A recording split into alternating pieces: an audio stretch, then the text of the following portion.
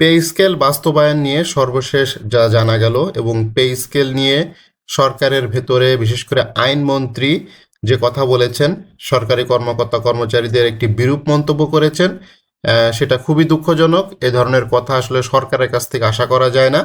তবে শ্রম ও কল্যাণ প্রতিমন্ত্রী নুরুল হক নূর তিনি আশ্বাস দিয়েছেন যে পে স্কেলের বিষয়ে তিনি সর্বাত্মক চেষ্টা করবেন, এবং অর্থ প্রতিমন্ত্রী জোনায়েদ সাকি তিনিও আশ্বাস দিয়েছেন যে পে স্কেল বাস্তবায়ন করবেন এবং পে স্কেলের জন্য যাবতীয় যে সকল কর্মকাণ্ড আছে তিনি তার পক্ষ থেকে সর্বাত্মক চেষ্টা করবেন। তো পে স্কেল বাস্তবায়ন নিয়ে যে জিনিসটা এখন চলতেছে সেটা হচ্ছে সরকারি কর্মচারীদের প্রতীক্ষমান নবম পে স্কেল বিষয়ে দীর্ঘদিন ধরে আলোচনা চলতেছে। সম্প্রতি অর্থ প্রতিমন্ত্রী জোনায়েদ সাকি পে স্কেল বাস্তবায়নে নতুন সরকারের পরিকল্পনার কথা জানিয়েছেন। গত মঙ্গলবার 24 ফেব্রুয়ারি সচিবালয় কর্মচারীদের নেতাদের সঙ্গে সাক্ষাৎকারে সরকারের পরিকল্পনা সম্পর্কে তিনি অবগত করেন এবং তিনি জানান কর্মচারীরা পে স্কেল পাবেন। এটা তো আসলে সবাই জানে যে কর্মচারীরা পে স্কেল পাবে, এবং এই বিএনপি সরকার নির্বাচনের আগেও তাদের ইশতেহারে বলেছিল সরকারি কর্মকর্তা কর্মচারীদের পে স্কেল দেওয়া হবে এবং সেটা সময় মতো। সেই সময়টা আসলে কবে, সেটা এখন সবচাইতে বড় প্রশ্ন। কিন্তু এই বেতন কাঠামো পুরোপুরি কার্যকর হতে কিছুটা সময় লাগবে। আপনারা জানেন 2015 সালে যে বেতন কাঠামো অর্থাৎ নতুন পে স্কেল দেওয়া হয়েছিল, অষ্টম পে স্কেল, সেই পে স্কেলটা কিন্তু ধাপে ধাপে বাস্তবায়ন হয়েছিল, অর্থাৎ একবারেই সকলেই যে টাকাটা পেয়েছিল বিষয়টা এরকম না, ধাপে ধাপে হয়েছিল। তো এইবারও সরকার সেই পথে হাঁটতেছে, অর্থাৎ নবম পে স্কেলের বিষয়টাও ধাপে ধাপে বাস্তবায়িত হবে।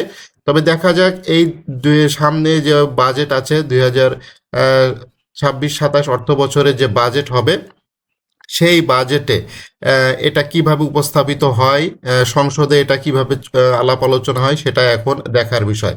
তবে বৈঠকে পে স্কেল বাস্তবায়নের কোনো নির্দিষ্ট সময়সীমা উল্লেখ করেননি তিনি। এই সময়সীমাটাই সবচাইতে বড় বিষয়।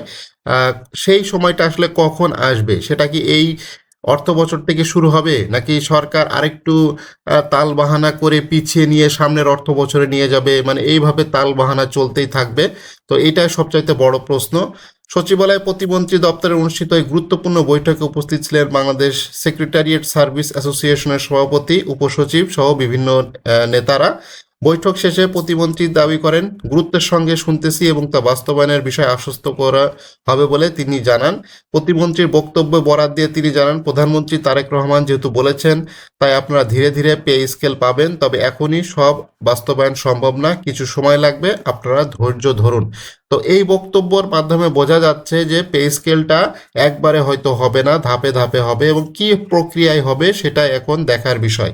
গত 9 ফেব্রুয়ারি সন্ধ্যার দিকে ত্রয়োদশ জাতীয় সংসদ নির্বাচন সামনে রেখে নির্বাচনী জয়ী হয়ে ক্ষমতায় গেলে সরকারি কর্মকর্তা কর্মচারীদের জন্য যথাসময়ে পে স্কেল বাস্তবায়নের ঘোষণা দিয়েছেন বিএনপির চেয়ারপারসন তারেক রহমান।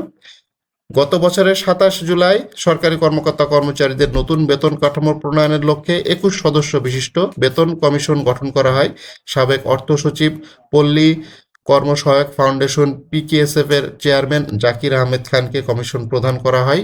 কমিশনকে 6 মাসের মধ্যে রিপোর্ট দিতে বলা হয়েছে। চলতি বছরের 21 জানুয়ারি কমিশন তাদের যে সুপারিশ দেয়। এদিকে নবম পে স্কেল কার্যকরের দাবিতে সময়সীমা বেঁধে দিয়েছে, কর্মসূচি ঘোষণা করেছে বাংলাদেশ সরকারি কর্মচারী দাবি আদায় ঐক্য পরিষদ।